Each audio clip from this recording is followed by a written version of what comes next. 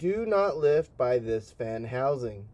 Welcome back to Road Setting, where we are going to be going over the Wallas Nordic DT. This is the one we've had for 3 years in our Glendale titanium. That was unfortunately totaled. We were able to salvage this one out of it. I just simply cut the fuel line to get it out of there. But this fuel line runs up and it goes right there to the dosing pump. Now this is the bottom side of the stove top. You've probably seen the stove top with the lid and the cooking surface. But this is the back side. This is the bottom side. This is where it all happens. We have a fuel pump here. Fuel goes in here, and then it goes through this little copper line to the burn chamber. See that little copper line right there? Yeah, really small.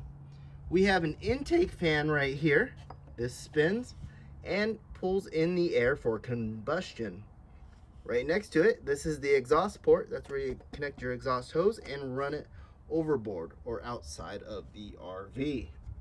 We have some electronics today because as off-grid as we get, you know, that's a term I don't like to use. I like to use living mobily. We have to have some electronics on everything now. So there's a little circuit board there. Over here we have the burn chamber. Of course, we're looking at this upside down. Let's see if I could flip that over for you.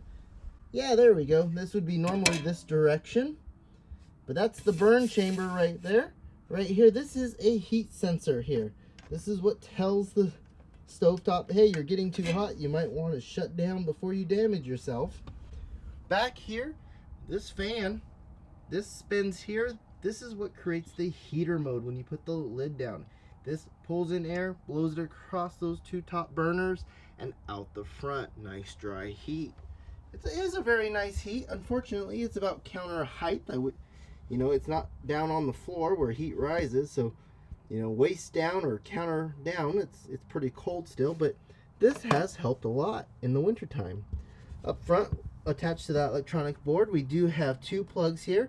This one's for the control panel, and this one is for the high altitude sensor, or high altitude switch, I should say. Yeah, high altitude switch. It's not a sensor.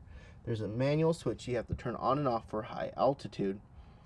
Back over here, way back over here, that is the plug for the power right there. Right there, that's the plug. And you know what? I really hope I have that plug. I may have forgotten that in the old RV. Shoot. Well, that's our overview of the Wallas Nordic DT. We've had this one for the past 3 years. It's been operating great. We did have a couple problems with it, but overall it's been well, and we hope we get it installed in our new RV soon. There's the data plate. Check that out right there. That's the data plate.